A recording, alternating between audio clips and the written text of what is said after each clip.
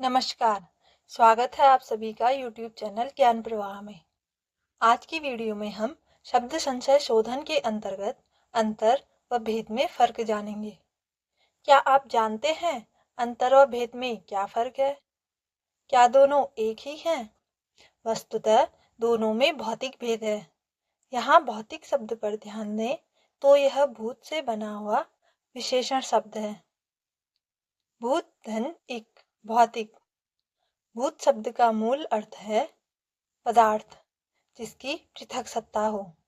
इस तरह भौतिक का अर्थ है पदार्थगत, स्पष्ट दिखलाई देने वाला, जिसकी पृथक सत्ता हो।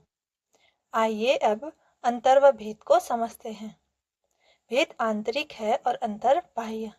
इस वाक्य को समझने के लिए कुछ उदाहरण लेते हैं जहां एक की जगह दूसरे को नहीं रख सकते। पहला, तुम्हारे मन में क्या भेद है? दूसरा, दोनों अधिकारियों के व्यवहार में रात और दिन का अंतर है। तीसरा, प्रेम और युद्ध में क्या अंतर है? विचारणीय है कि हम सोच भी नहीं सकते कि कोई भाषा का जानकार यह पूछे कि प्रेम और युद्ध में क्या भेद है अथवा दिन और रात में क्या भेद है।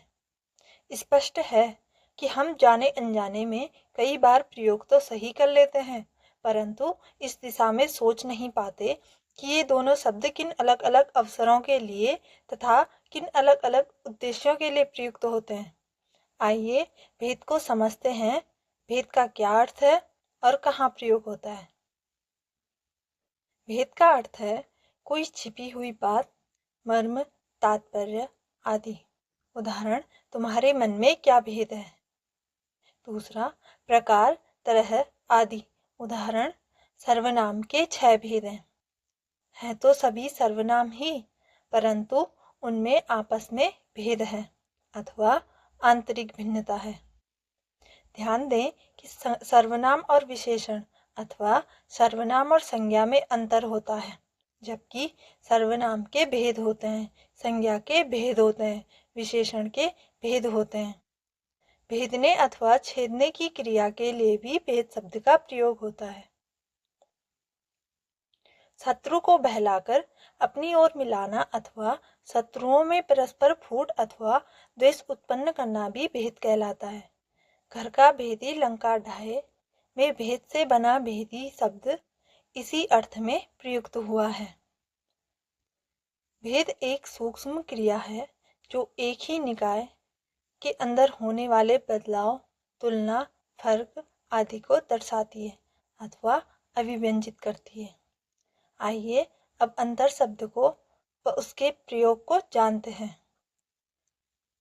अंतर बाह्य है जो दो या दो से अधिक वस्तुओं में भिन्नता को दर्शाता है। जैसे कविता और कहानी में अंतर, संज्ञा व सर्वनाम में अंतर। अंतर शब्द का अर्थ दूरी के लिए भी होता है। जैसे दिल्ली और गाजियाबाद में अधिक अंतर नहीं रह गया, अर्थात नगरीकरण के कारण ये दोनों ही शहर परस्पर जुड़ गए हैं। कुछ अन्य उदाहरण हैं। उसकी बातों और कार्यों में अंतर है।